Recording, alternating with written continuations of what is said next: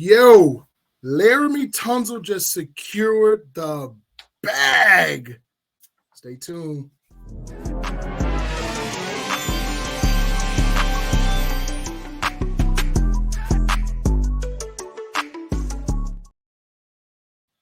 Yo, Super Bias Sports Show. It is a place where a fan could be a fan no matter how biased their takes are. Do me a favor, hit that like button, hit that notification bell, and subscribe to the channel. It's your boy Tea Time here, and I'm here with one of my other hosts. I'm going to let him go ahead and introduce himself. What's up, everybody? It is B-Rob, a.k.a. the Cincy General. And we talking about some bag pushers today. So big bag. Yeah, real big bags, man. So, I mean, what's on the menu, man? We kind of already teased the people. Yeah, let's talk about it. Yeah. Laremy Tunsil signs another huge contract and makes him the highest paid tackle in football. It's big, man. It's big. So I'll read this off. Securing a 3-year deal worth $75 million with $50 million fully guaranteed and a total of $60 million in guaranteed money. And he does this with no agent whatsoever. That's crazy. That's crazy.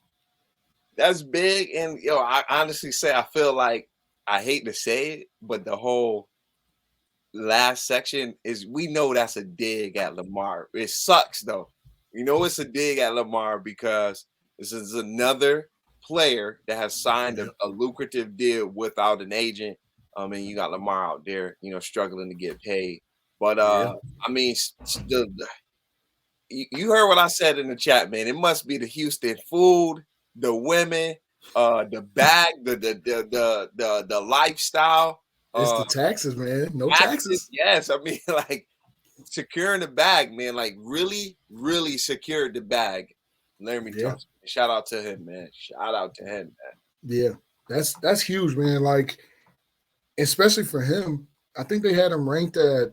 I think he was 10th at his position this year, something like that. Yeah.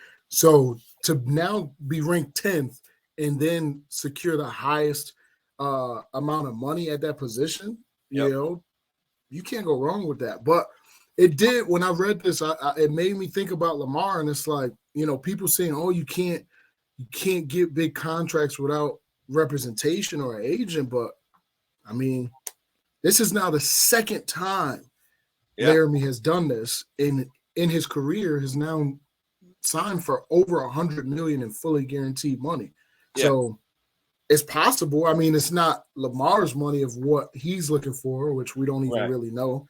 He's supposed to be doing some type of interview with himself at some point. But, it's just pretty crazy to hear this. But, I mean, the Texans seem like they're really trying to invest. They're really trying to do that, which leads us to believe that they obviously got to be going with a quarterback, right? Like, got to be going with a quarterback. I mean, they just traded one of their receivers to y'all. So, as far as it goes, they got a very good running back coming off a rookie season. Even though he got hurt late in the year. They got a good running back. John Mechie comes back, so it's going to be exciting to see how he is. But I also don't think that stops them from at least drafting a defender. I mean, a wide receiver at least in the second round. Because if I'm not mistaken, I think they got 2 first-round picks. I think they're going to get the quarterback, but then I think they're going to get a defender. Well, whomever may be the top defender left, they're going to get a defender because I think D'Amico, he want to make sure he has his defense solid. That's why he brought over the safety from San Francisco. He want to be, he knows the language. So now they secure a left tackle. They secure a tackle that's going to protect the blind side of, in my opinion, is going to be Bryce Young. You got a small quarterback, so why not have a top 10 left tackle to protect him? To at least all right, for the next 2, at least 3 years, he's going to be good. And then that will put Bryce Young around 2 or 3 years where they can then draft another tackle because Laremy going to be post 30, so they're not going to pay him another highest paid tackle. No, he's going to be 30. Yeah. So not, I mean, I don't see him making him the highest paid tackle again. He may stay depending on the guarantees, but I can see him drafting a tackle towards the end of his tenure. So that way, by the time that tackle is to be paid, they would have already paid Bryce Young by then. That's true. That is true. But the crazy thing is, speaking of his age, is that, I mean, you're looking at dudes on offensive linemen, like their careers last a long time. You know what I mean? Jason Peters, we just brought him back at the age of 40. So Whitworth. Whit, you know, Kelsey, you know what I mean? He's coming back in 3 years. So it's like the highest paid center. Yeah. So just think about it, though. Tunsil has now gotten 2 big bag contracts before the age of 30. If Lyman can go to 40, why? Maybe he can get another big contract. You know what I mean? Like that would be absolutely crazy. I will say this for my Cincinnati fans, pay attention when it's time for Laremy to re-up, because we just signed Orlando Brown, and he's going to kind of be in the same ordeal where his contract is going to end right around that age 30. So Laremy will be a good idea of what the leagues think of 30-year-old tackles. Yeah. As long as he stays healthy, as long as both stay healthy, just pay attention to that. That'll give us a good indicator of how the league views 30-year-old tackles, especially the top 10, top 15 type tackles. Yeah, that's big. That's huge, man. It's definitely shifting. And that's a big dude, man. That's a big dude. That's a large human being right there. That's a big dude. That's a large human being right there. Yeah. I mean, shout out to him for being able to secure the bag with no agent, you know, whatever amount of money he was able to do. He did it. And not only, I mean, you're in Texas where you don't got them taxes. You don't have an agent, right? Like this dude is winning all the way around. Like he got his money. And that's all his. He don't got to pay nobody. He's young, you know. So it's like shout out to him for doing that. I mean, like I said, it may not be what Lamar, you know, scale of money is, but for those that say it's not possible to get your money without an agent, he's showing us that it's possible.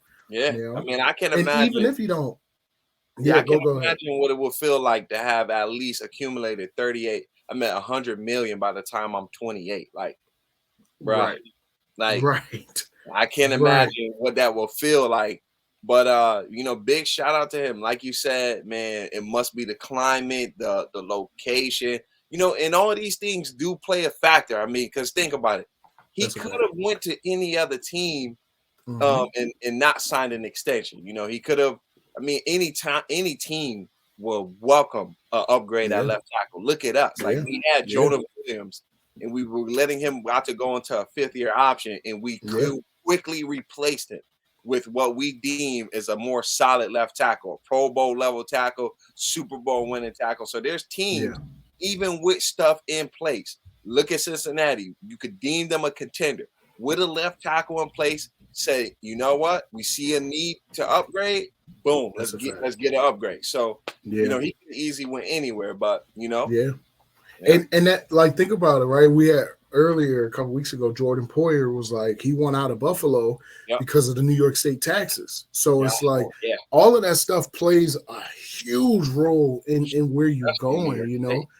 Yeah. So it's like shout out to him for doing that and being young, you know, and as long as he stays healthy, you know what I mean? Like the endless options. And even if he doesn't make it to his 3rd year, he'll still make that 60 million fully guaranteed. So he'd be making 30 million a year. You know what I mean? Like that's big. That's quarterback money.